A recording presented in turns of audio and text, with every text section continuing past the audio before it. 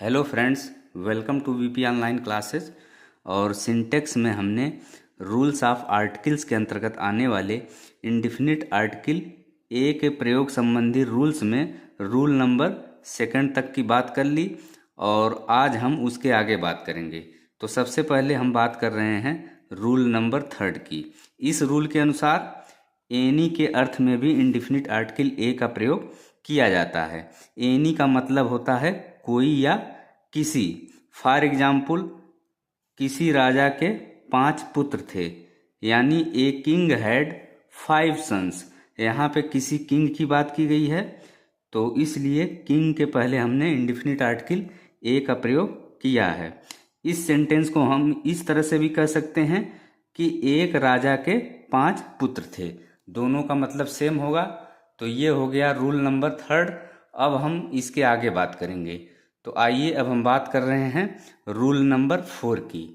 Rule number 4 के अनुसार जब किसी प्रॉपर नाउन यानी व्यक्तिवाचक संज्ञा का प्रयोग कॉमन नाउन के रूप में हो, यानी कि जातिवाचक संज्ञा के रूप में हो, तो प्रॉपर नाउन के पहले इंडिफिनिट आर्टिकल ए का प्रयोग होता है।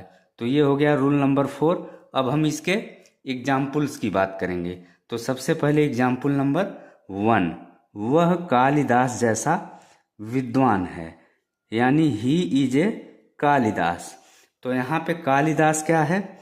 प्रॉपर नाउन है, और चूंकि उसको कालिदास की उपमा दी गई है, यानी वह कालिदास जैसा विद्वान है, तो इसीलिए कालिदास जो प्रॉपर नाउन है इसका प्रयोग यहाँ पे कॉमन नाउन के रूप में हुआ है।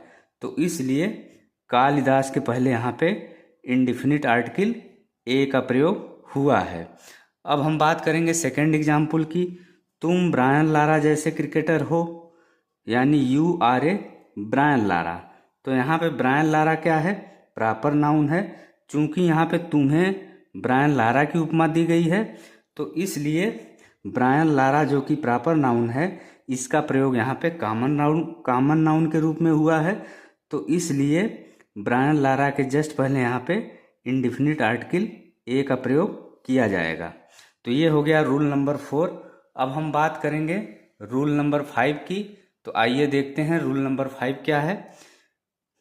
ए का प्रयोग ईच या एवरी यानी कि प्रत्येक तथा प्रति यानी पर के अर्थ में होता है।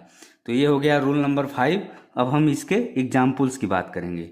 तो सबसे पहले एग्जाम्पल नंबर 1, राम प्रत्येक सप्ताह एक बार लखनऊ जाता है, यानी Ram goes to Delhi once a week.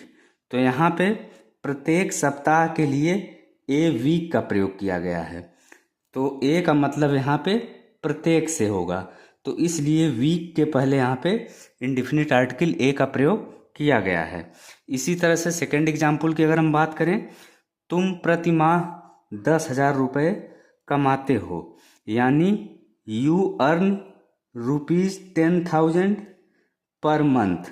तो यहाँ पे प्रति माह यानी पर मंथ के लिए ए मंथ का प्रयोग किया गया है। ए का मतलब यहाँ पे पर से होगा, तो इसलिए यहाँ पे मंथ के पहले इंडिफिनिट आर्टिकल ए का प्रयोग किया गया है। तो फ्रेंड्स, ये था आज का वीडियो। नेक्स्ट वीडियो में हम इससे आगे बात करेंगे। अगर वीडियो आपको अच्छा लगे तो वीडियो को लाइक करें, शेयर करें, साथ ही चैनल सब्सक्राइब करना न भूलें।